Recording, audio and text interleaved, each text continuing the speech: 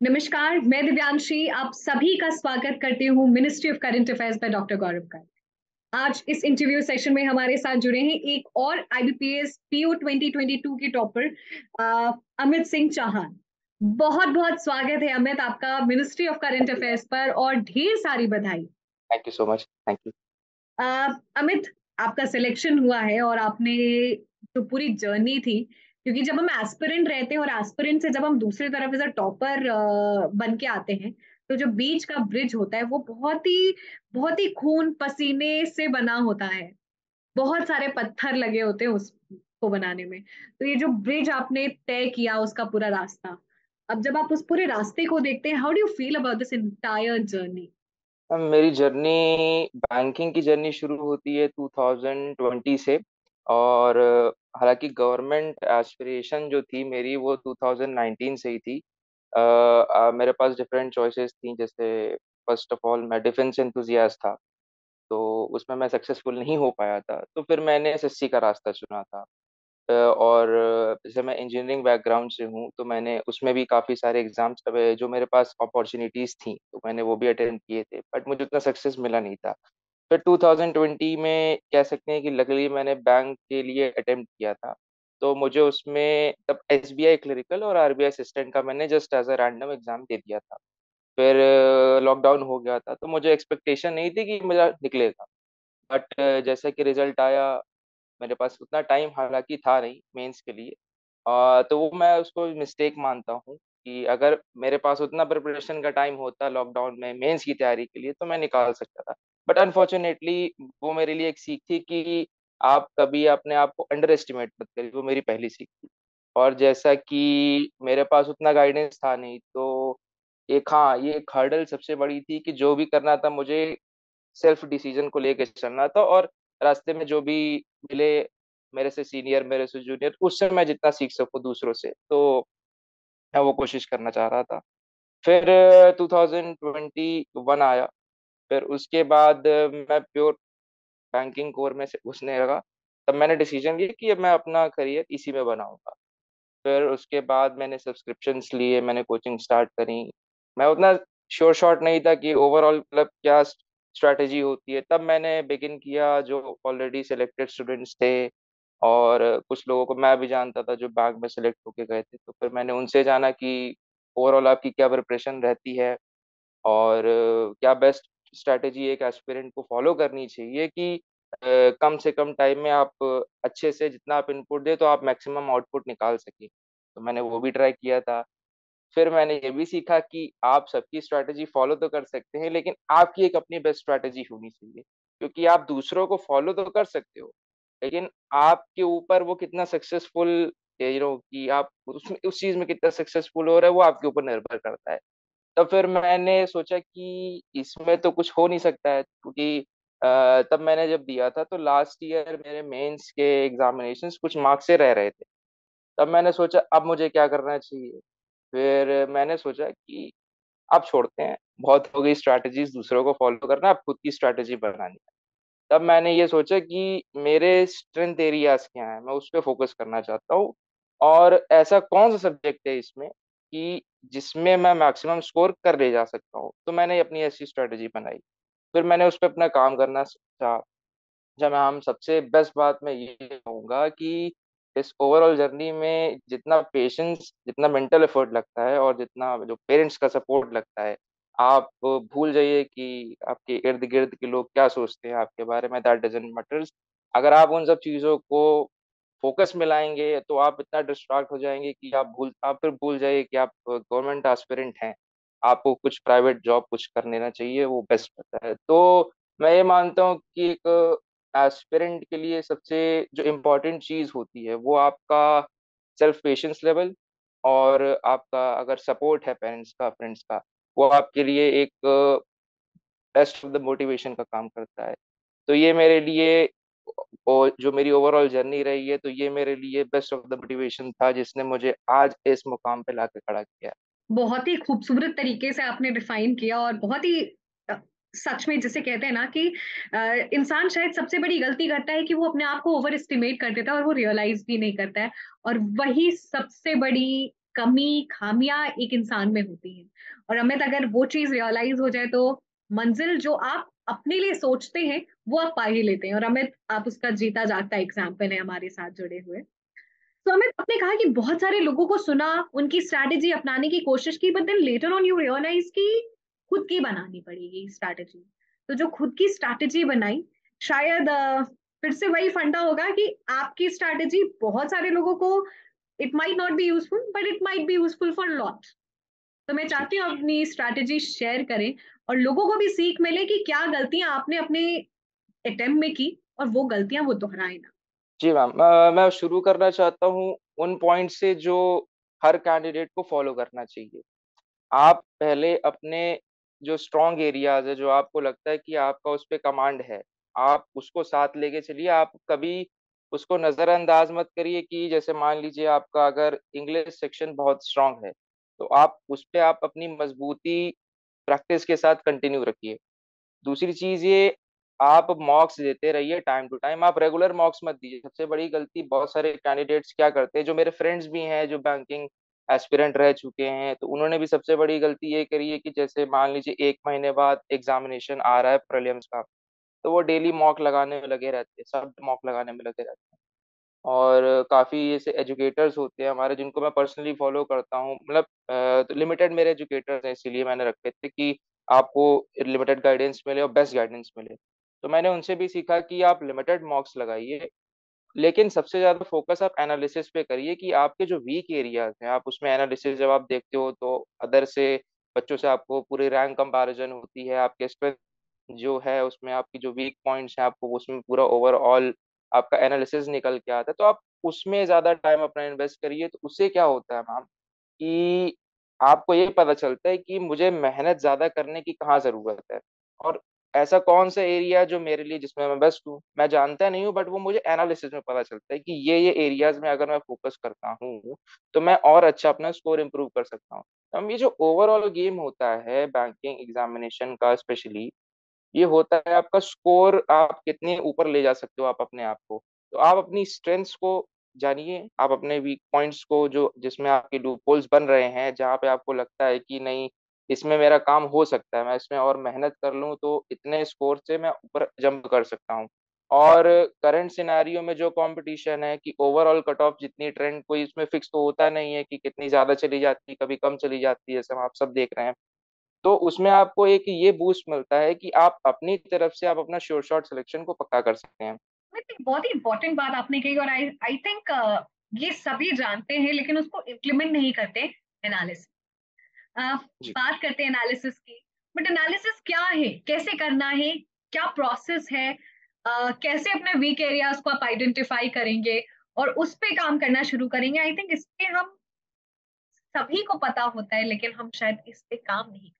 Ma'am, तो मैं ये कहना चाहता हूँ कि मैं वो पॉइंट पुट अप करना चाहूँगा यहाँ पे, जो अमूमन हम लोग डिस्कस नहीं करते हैं। एनालिसिस तो हम लोग बहुत कहते हैं कि हम लोग एनालिसिस करनी चाहिए, बट एनालिसिस एक्चुअली में क्या होती है, हम लोग कभी उस पे खुल के बात नहीं करते हैं। जो हम लोगों में एक प्रकार से हम लोग कह सकते हैं कि हम लोग मिस आउट कर देते हैं वो चीज़ को। मैम, मेरा क्या मानना है कि एनालिसिस में, जैसे मान लीजिए आप प्रीलिम्स का एग्ज़ाम आपने मॉक अटेम्प्ट किया है, तो आप पहले ये देखो कि इंग्लिश में आपके कितने आए, रीज़निंग में आपके कितने आए, और क्वांटिटेटिव एप्टीट्यूड में आपके कितने आए हैं। तो और उसी हिसाब से जो उस मॉक को बाकी बच्चों ने दिया है, जैसे मान लीजिए 10,000 बच्चों ने उस मॉक को अटेम्प्ट किया है, तो 10,000 में आपकी रैंक कितनी आई है, आप उसको देखिए। फिर उसके बाद एनालिसिस सेक्शन जब आप स्टार्ट करिए, तो आप ये देखिए कि आपने किस क्वेश्चन को कितने टाइम में अटेम्प्ट किया है। पहले चीज़ तो ये है, क्योंकि हम एग्ज़ाम के टाइम पे हम टाइमर बहुत कम ही देखते हैं, और अगर देखते हैं तो हम हाइपर हो जाते हैं। तो सबसे बड़ी बात ये है कि आप टाइम देखिए कि कितने समय में आपने उसको अटेम्प्ट किया है, फिर आप उसको मार्क करिए कि क्या इसमें आप अपना टाइम कम कर सकते हैं। अगर कर सकते हैं तो आप नोट डाउन कर लीजिए उसको कि ऐसे-ऐसे इस पॉइंट पे, इस टॉपिक पे मुझे वर्क करना है टाइम से रिलेटेड। अब रही बात जो आपके कांसेप्ट्स हैं, जो आपके स्ट्रॉन्ग हैं, तो वो आपको राइट दिख जाएगा कि अच्छा ये मेरा सही हुआ है ऐसे-ऐसे। फिर आप उसपे ये देखिए क्या इसको और तरीके से किया जा सकता था, तो आप उस पे वर्क कर सकते हैं, तो उसको आपने नोट डाउन कर दिया। अब जैसे कैलकुलेटिव वाले पार्ट पे आते हैं, क्वांटिटेटिव एप्टीट्यूड एंड आपका रीजनिंग सेक्शन, उसमें आप ये देखिए कि आपके गलत कितने हुए हैं, और मैं श्योर शॉट कह रहा हूँ, जब आप स्टार्ट करते हैं अपनी जर्नी को, आपकी तैयारी स्टार्ट होती है, तो आपसे इतनी सिली मिस्टेक्स होंगी, इतनी सिली मिस्टेक्स होंगी, आप खुद सोचोगे अरे ये तो मुझे आता था, अरे ये मेरे मुझसे कैसे मिस हो गया, ये तो मेरा सही होना चाहिए था। बट तो वहां पे सिली मिस्टेक्स का इतना एरिया रहता है जिसको कहते हैं हम, जिसकी वजह से हमारी एक्यूरेसी कम होती है। हम सोच के जाते हैं कि मेरा 90+ एक्यूरेसी रहा है, भले मैंने लिमिटेड क्वेश्चंस की, बट मेरी एक्यूरेसी सेट है, अच्छी है, 90+ है। बट जब रिजल्ट आता है तो हम लोग को पता चलता है अरे हमसे इतने सारे क्वेश्चंस कैसे गलत हो गए। तो वो एक्यूरेसी का जो मार्क है वो यहाँ से हम लोग पॉइंट आउट कर सकते हैं कि अच्छा मेरी गलती इस टाइप की कैलकुलेशंस में हो रही है, तो मैं ये टाइप की गलतियां दोबारा नहीं दोहराऊंगा। और रही बात कंसेप्ट वाली, तो जो क्वेश्चंस आपसे नहीं बन पा रहे हैं तो आप उन टॉपिक्स को आप नोट डाउन कर लीजिए कि अच्छा ठीक है, मुझसे ये टॉपिक्स नहीं बन पा रहे हैं, तो मैं इस पे और अपने कंसेप्ट को इम्प्रूव करके इसमें अपनी महारत हासिल कर सकता हूँ। तो ओवरऑल आप इसमें इस तरीके से देख सकते हैं कि आपको नोट डाउन करना पड़ेगा, फिर उसमें आपको मेमोराइज करना पड़ेगा कि अच्छा ठीक है, मुझसे ये हो पा रहा है, ये नहीं हो पा रहा है, तो इसमें मैं ज्यादा टाइम अपना इन्वेस्ट करना चाहूंगा। फिर उसके बाद जब फिर मॉक्स देते हैं, फिर आप उसमें अपनी इम्प्रूवमेंट नोट करिए, फिर आप देखिए कि कहाँ पे आप लैग कर रहे हैं। तो धीरे धीरे जो गैप होता है हमारा, जो अब हमारा प्रेजेंट कंडीशन है परफॉर्मेंस की एंड जो हम फाइनल अचीवमेंट करना चाहते हैं, तो उसके बीच में जो गैप है उसको फिल करने का ये बड़ा मेन तरीका होता है, जो हम लोग मिस कर जाते हैं कई बार। हर एस्पिरेंट इस फीलिंग से गुजरता होगा कि हमने बहुत सारी पढ़ाई कर ली बट रिवीजन में एक बहुत बड़ा रेजिस्टेंस आता है, क्योंकि हम बहुत चीजें पढ़ रखे रहते हैं, बहुत मॉक टेस्ट लगाते हैं, बट वापस revisiting is a tough task. How to manage that, how to manage that mindset of revisiting the things? Ma'am सबसे पहले तो मैं ये सबको कहना चाहूंगा कि देखिए, आप कभी अपने आप को ओवर बर्डन मत करो। आपसे अगर 80% भी कवर हो पा रहा है तो आप 80% पे पूरा भरोसा करिए, लेकिन अगर आप जितना भी परसेंटेज आप कर रहे हैं 100 में से, आप ये मान के चलिए कि आप वो क्वालिटी, आपने वो तैयारी करी है। अब रही बात रिवीजन की, तो देखिए रिवीजन तो का अपना एक कैपेबिलिटी होती है। कोई एक सर्टेन अमाउंट ऑफ टाइम में, कोई मिनिमम टाइम में रिवीजन कर सकते हैं। जैसे मान लीजिए, अब करंट अफेयर्स की बात करते हैं तो वीकली करंट अफेयर्स का जैसे रिवीजन होता है, तो कोई कर सकता है, जैसे मान लीजिए 1 घंटे में रिवीजन कर लेगा तो उसकी मेमोराइजिंग पावर अच्छी होती है। किसी की मेमोराइजिंग पावर कम होती है तो उसको 4 घंटे भी लग जाते हैं, 5 घंटे भी लग जाते हैं। लेकिन मेरा ये मानना ये है, जैसे जो ऐसे पॉइंट्स होते हैं जो आपको याद नहीं होते हैं, तो आप कहीं वो उसको लिख लीजिए। आप वो एक टाइम आप बना लीजिए कि अच्छा सोने से पहले या मॉर्निंग वेकअप के बाद मैं अपना इस टाइम से शेड्यूल करूंगा कि ये पॉइंट्स हैं मुझे याद करने हैं, ये इंपॉर्टेंट है एग्जाम पर्सपेक्टिव से। तो उसको मैं इतना टाइम दूंगा।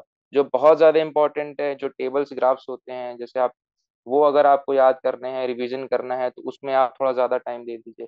और धीरे धीरे आप खुद देखोगे कि आपकी मेमोराइजेशन अच्छी होती जाएगी। क्योंकि इनिशियली क्या होता है, जैसे मेरी भी जब मैंने बिगनिंग करी थी, तो मैं आपको सच बता रहा हूँ, रिवीजन के मामले में मैं बहुत वीक था।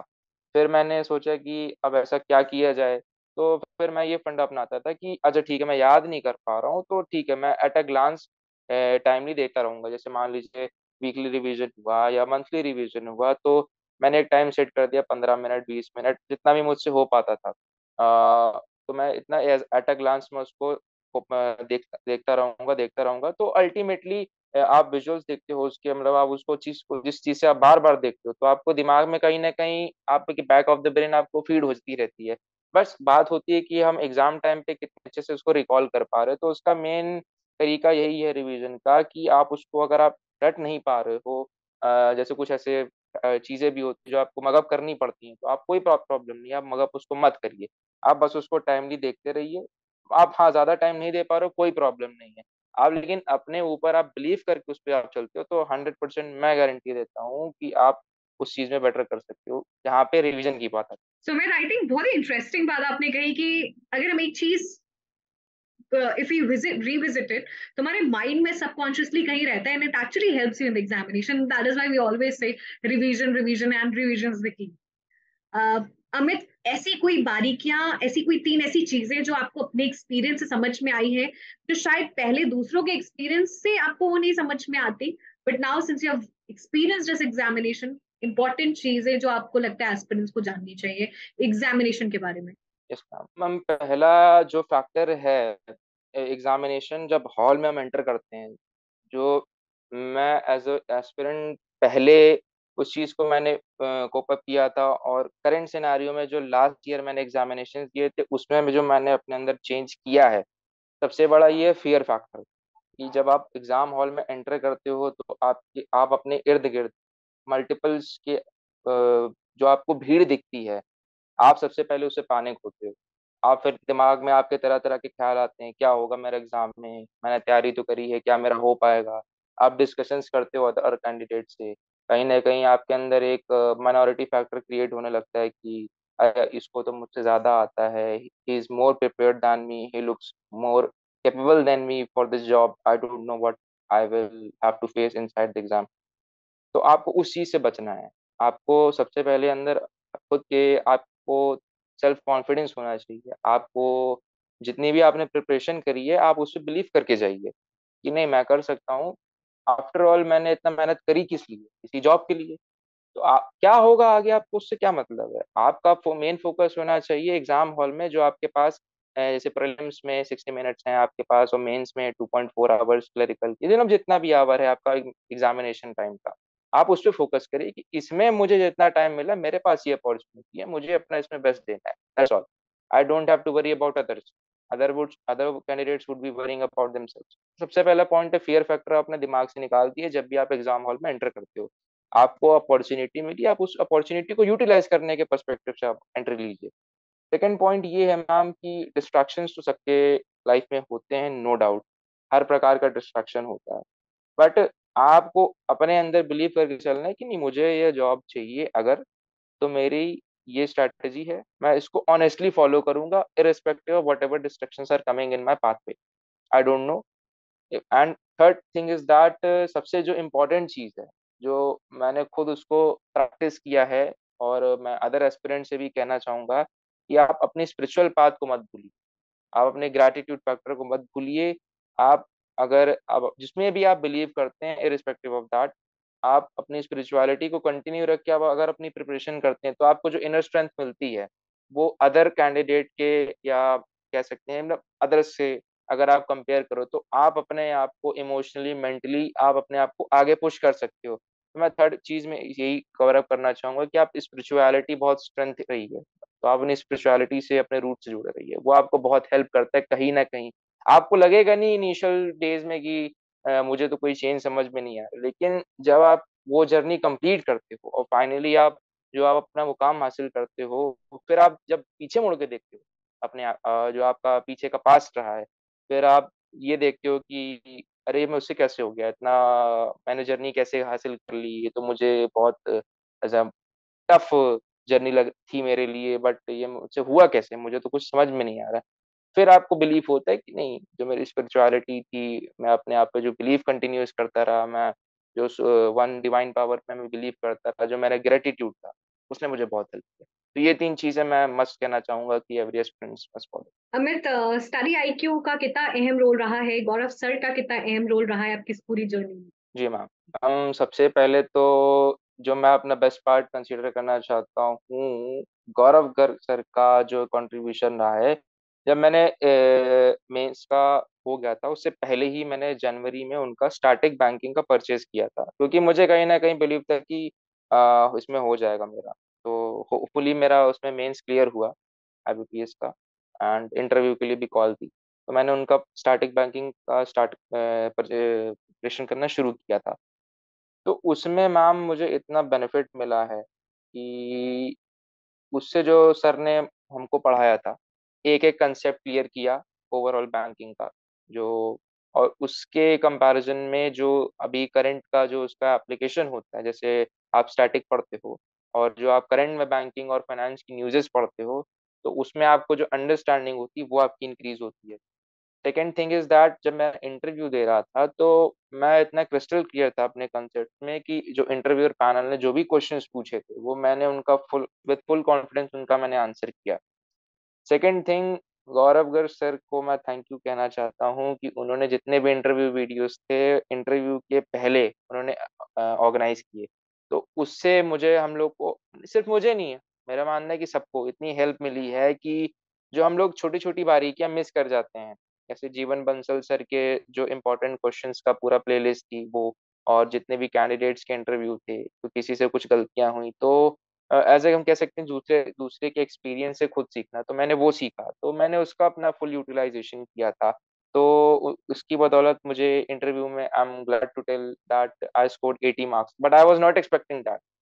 To be honest, I was not expecting that I would be getting so much marks. I was just expecting I would get 60 or 70 marks. That's all. But hopefully, thank you to him that उनकी जो guidance थी overall हम लोग को help करने में, और एक प्रकार से बूस्ट भी मिलता है अगर एजुकेटर आपके इतने सपोर्टिव रहते हैं हर प्रकार से आपको नॉलेज बूस्ट करने में, तो मैं उनको थैंक यू करना चाहता हूँ। और रही बात करंट अफेयर सेक्शन की, तो लास्ट ईयर मैंने उनका करंट अफेयर परचेज किया था।